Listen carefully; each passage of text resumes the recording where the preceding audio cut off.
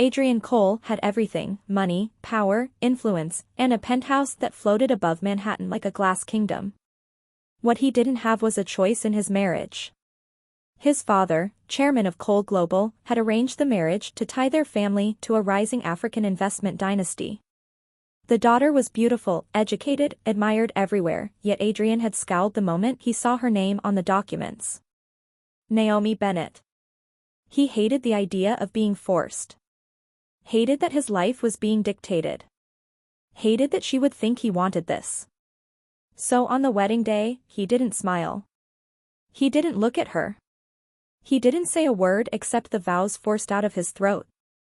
And Naomi noticed everything. She had been raised with dignity, pride, and a spine carved from iron. If her husband didn't want her, she wouldn't beg. She would simply withdraw. So on the first night, as Adrian loosened his tie in the master bedroom, Naomi wheeled her suitcase quietly across the hallway and said without a tremble, "Don't worry. I'm not here to make this difficult. I'll stay in the guest room." She closed the door gently. No tears. No drama. Just silence.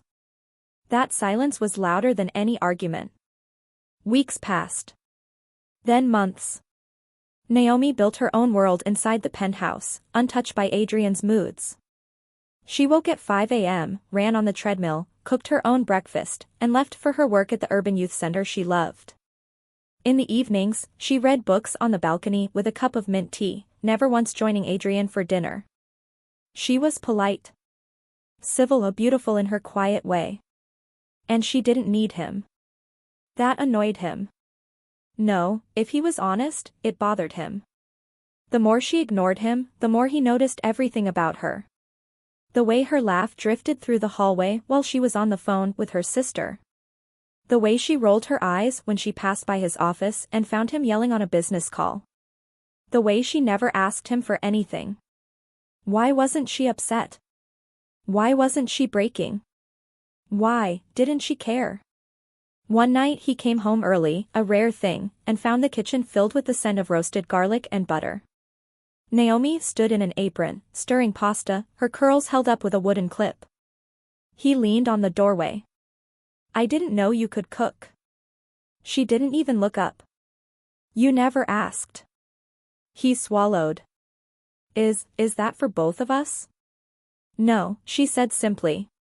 "It's for the kids at the center tomorrow. Fundraiser dinner." And she kept stirring.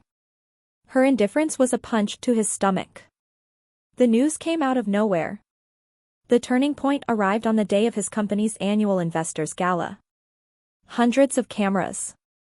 Reporters. Partners from across the globe. Naomi had been invited because she was his wife, but Adrian didn't expect her to attend. Then she walked in. The room froze. She wore a black satin gown that clung to her figure like poured night sky. Her skin glowed under the chandelier. Her curls cascaded down her back. Every executive suddenly forgot how to breathe. Adrian felt something twist painfully inside him. His father whispered, "She carries herself like a queen.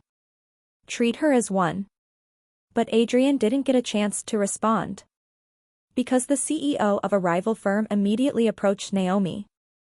"Mrs. Cole," the man said warmly, "I heard your talk about social reinvestment last week. Brilliant insights. Have you considered working with our foundation?" Adrian's jaw clenched. His wife was brilliant? Giving talks? Being praised publicly, and he didn't know any of it? Naomi smiled politely. "Thank you. But I'm already deeply committed to my work." Adrian stepped forward, slipping his hand to her waist for the first time. "She's committed," he said sharply, "to Cole Global's charity branch." Naomi gently, but firmly, removed his hand. "I'm committed to myself," she corrected. And she walked away. Leaving him stunned. Hurt. And suddenly, painfully aware that he wanted her attention. Wanted her. But she didn't need him. The jealousy started slowly. Then hit hard. Over the next days, Adrian found himself lingering near her. At breakfast. You're up early, he said. I always am, she replied, without looking up. At night. Do you need anything? The driver? Money? A new office for your center? I need space, she said calmly. That's all. Space. She gave him none of her heart, none of her warmth, just cold politeness. The more she ignored him, the more desperate something inside him grew. He started noticing her chair at dinner empty. Her perfume in the hallway, fading. Her laughter in the guest room, never shared with him. And the truth hit him like a lightning bolt. He didn't hate her. He feared her. Feared how she made him feel. Feared that she might never want him. The storm that changed everything. One night, New York was swallowed by a brutal thunderstorm. Naomi had not come home yet. Her phone rang unreachable. And something inside Adrian cracked open. He grabbed his coat and rushed into the raging rain. He drove through the city, heart pounding, checking every street and alley near her youth center. Thunder rumbled. His mind screamed. What if she was hurt? What if something happened and he never apologized? Never told her. He stopped the car abruptly. There she was. Standing under a broken awning, soaked, trying to protect a group of kids whose bus had broken down. He rushed to her. Naomi. She glanced at him, calm as ever. The bus got stuck. We're waiting for a taxi. You should have called me. You never offered. He flinched. He took off his coat and wrapped it around her shoulders. For the first time, she didn't pull away. Let me take all of you home, he said softly. Please. The kids piled into the car. Naomi sat in the front, silent but watching him. For the first time, she saw him caring, not as a billionaire, not as a husband by arrangement, but as a human being.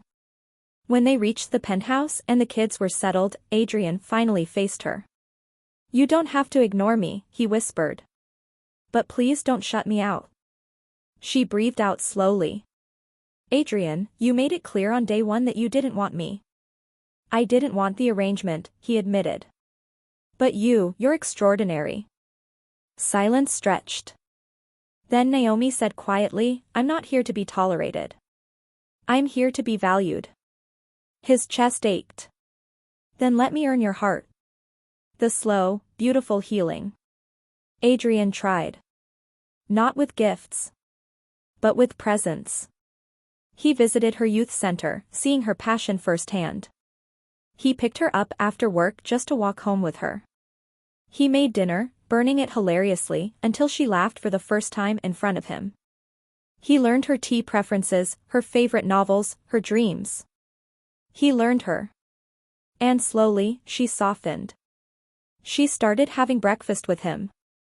Started sitting beside him on the couch reading. Started sleeping, one night, not in the guest room.